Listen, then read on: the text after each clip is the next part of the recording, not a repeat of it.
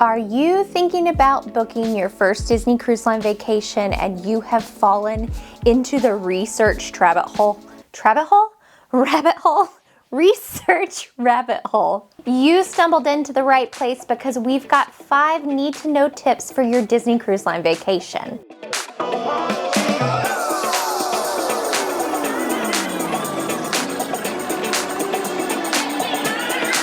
First, when booking a Disney Cruise vacation, it is better to book early. Disney Cruise Line will have their itineraries out a year, maybe a year and a half prior to that sailing date. Popular ships, sailing itineraries, and stateroom categories can book up fast. In 2024, Disney has a new destination called Lighthouse Point.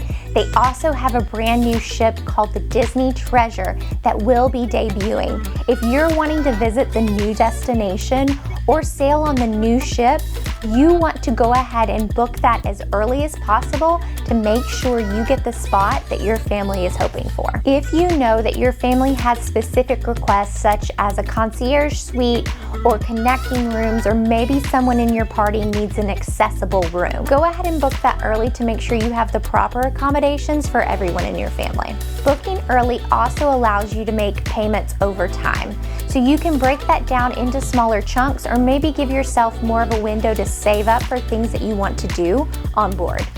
Knowing your travel plans earlier can also help you find the best flight deals. So go ahead and start tracking your flights, see if there's any pattern to when they go on sale so that you can get the best deal and the best time to fly. Second, include a pre-night stay in your cruise planning. Almost anyone who has flown has experienced delays and cancellations with flights, and as more people are getting back to travel, we're finding that it's occurring more and more. Avoid this hazard by arriving a night early and booking a hotel that's close to your embarkation port. Some Disney Cruise Line ports will allow you to package a pre-night stay in with your cruise. Go ahead and talk to your travel agent. See if it's a possibility to package your pre-night stay and your transfer to the cruise ship into your bundle. This is one of my favorite secrets that my friend Sarah taught me.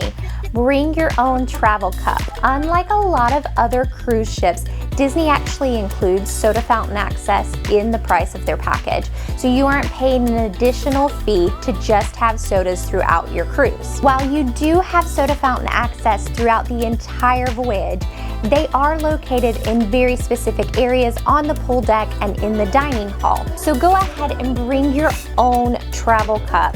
I like the insulated ones because it doesn't sweat, it keeps my drink cold all day, and I'll be able to easily tote it with me throughout the entirety of my day.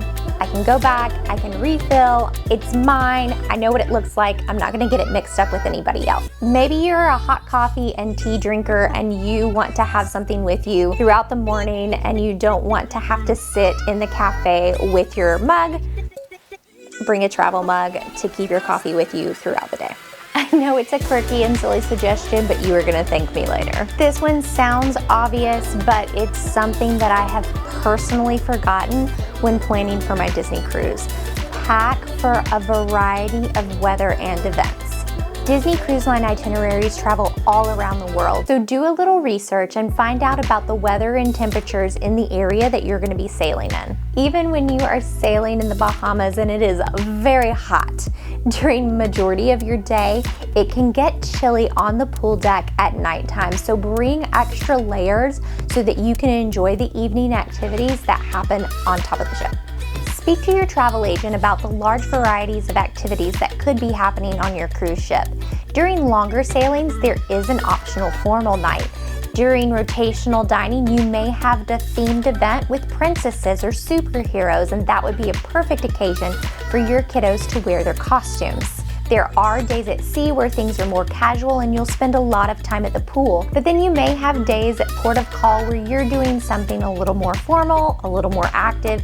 You want to make sure that you've got the attire you need for every occasion on your cruise. Lastly, make sure you're getting onboard credit. You could book this cruise for yourself, but when you book your Disney Cruise Line vacation with a Vacationeer, we're going to give you up to $1,000 in onboard credit just as a thank you for booking through us and trusting us with your planning process.